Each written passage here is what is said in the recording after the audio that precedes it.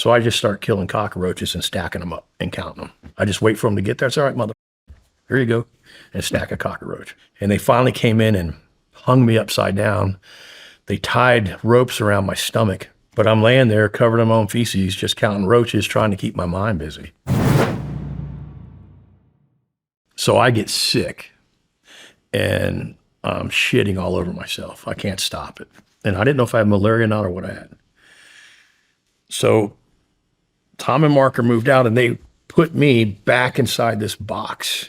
It's just chain link around a wall. Put me on a black piece of plastic and put a mosquito net over me. Well, they stopped taking me to the bathroom every hour or so because they were tired of doing it. And you use the bathroom, what's called a chunto.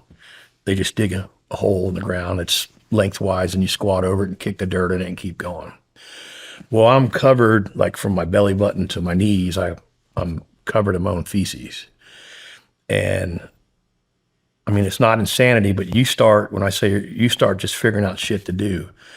Well, I look over, I'm laying there, I look over and I see like half a dozen roaches just coming to me because they can smell me, right? So I just start killing cockroaches and stacking them up and counting them. I just wait for them to get there. It's all right, motherfucker. Here you go. And stack a cockroach. That's what I did probably for a week. And they finally came in and hung me upside down. They tied ropes around my stomach and forced me to drink this shit and hung my feet up on the wall and would hang me up there for hours thinking that was going to cure my stomach.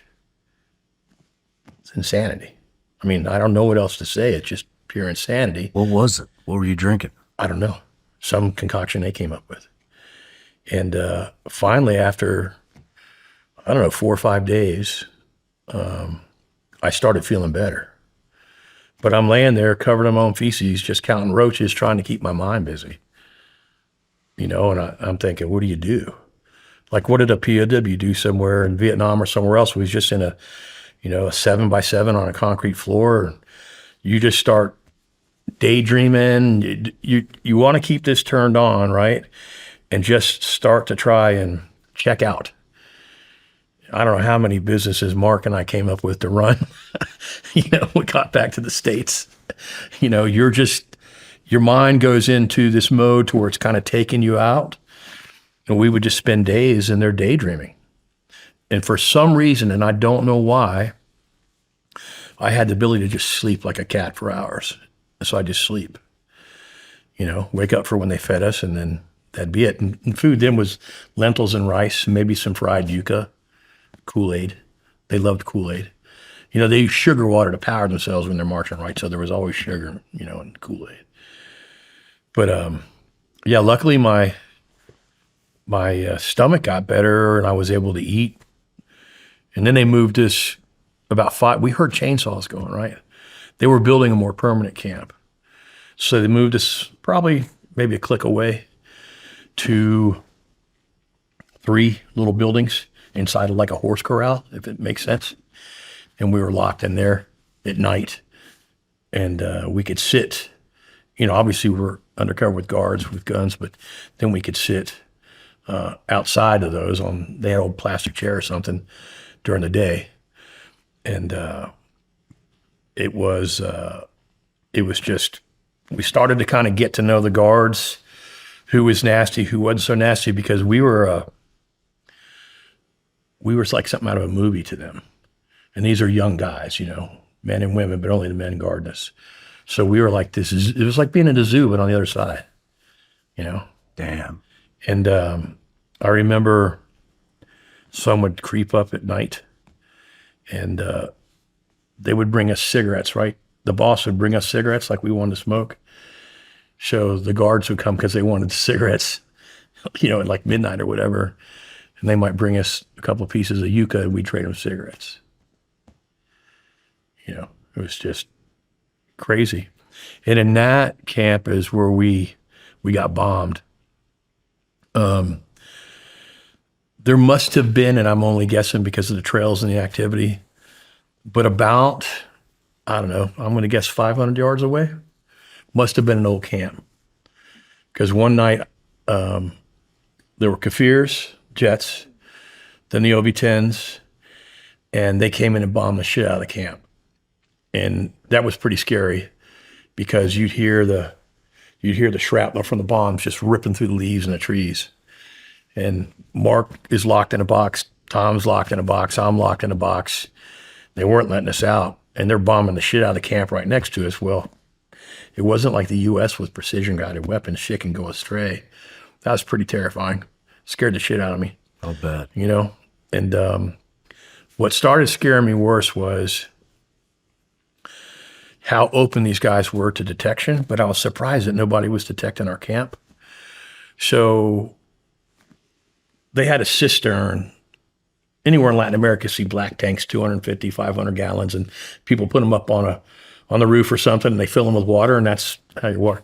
So for us, inside this little corral, they built this platform, and the platform had a black cistern filled with water. They pump water, have a little generator, pump water out of the river to it, had a toilet up there on top of it. You're like 15 foot off the ground, or maybe 10 foot, and a toilet. So you do your business sitting on a toilet. Hey, Tom, hey, Mark, what are you doing here?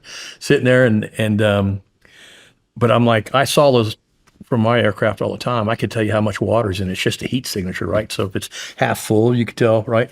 And it was out in the middle of nowhere, open. And a couple aircraft would be circling our camp. And I'm like, there's no way they can't see this. So what I was scared was they're going to see it and come back and bomb us. They didn't know we're there or not, but they never did. They never did. And then after that, we were moved to a larger camp where we put in with the politicians and the Colombian military, and they were separated. It was a big fenced-in area where there was like 20 of them inside like a little cabin that was built. And then, the 7 Colombian politicians and the 3 of us on the other side. And as big as it was never found. I'm just dumbfounded because I knew in our aircraft, if we got even anywhere in the vicinity of that, we'd have seen it. So I just didn't. What's going on?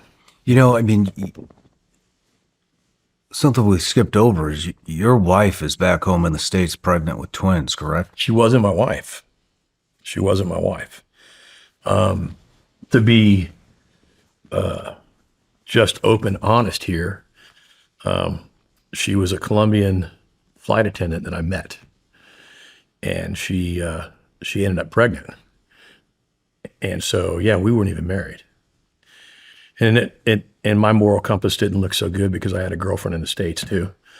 That wasn't, I was wrong what I was doing, but nonetheless, that's the truth. And so I'm thinking, oh, that's on my mind, right?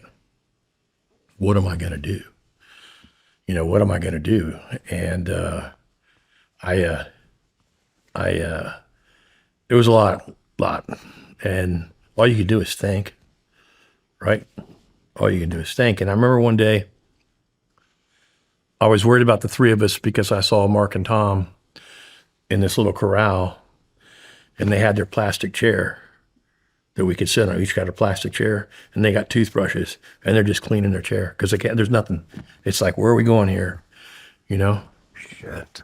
And what I understand now, it's almost like decompression in the sense you're having to get used to and cope with your new environment, and that's a learning process, right? And I think as Americans, we are used to being in control of our environment and making decisions. There's absolutely no control. You're a rat in a cage. And you have to make an adjustment. Some people call it prisoner brain. That might be an accurate statement. But there are big changes.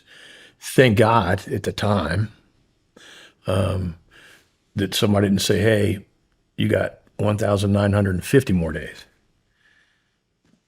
I wouldn't have wanted to known that. So I would say. Did you have any idea of the concept of time? Yeah, we had a rough idea of time. Wow. The guards had watches. They'd tell you what time it is, whatever, But dates, weeks, months, no. We had a rough idea, but the concept we live on a day-to-day basis here, or you live here, whatever. No. And the thing for us is we have no information. We would not get to where somebody had a radio and some news for 9 more months. Holy shit, man. So we had no idea what the status of our families was. You know, it would be, let me see, a year into it, year and a half, till we did our first proof of life. Then we found out Tommy was dead. Sergeant Cruz was dead. You know, we had news about our families. How'd they do the proof of life? No matter where you're watching Shawn Ryan Show from, if you get anything out of this, please like, comment, subscribe, and most importantly, share this everywhere you possibly can. And if you're feeling extra generous, please leave us a review on Apple and Spotify podcasts.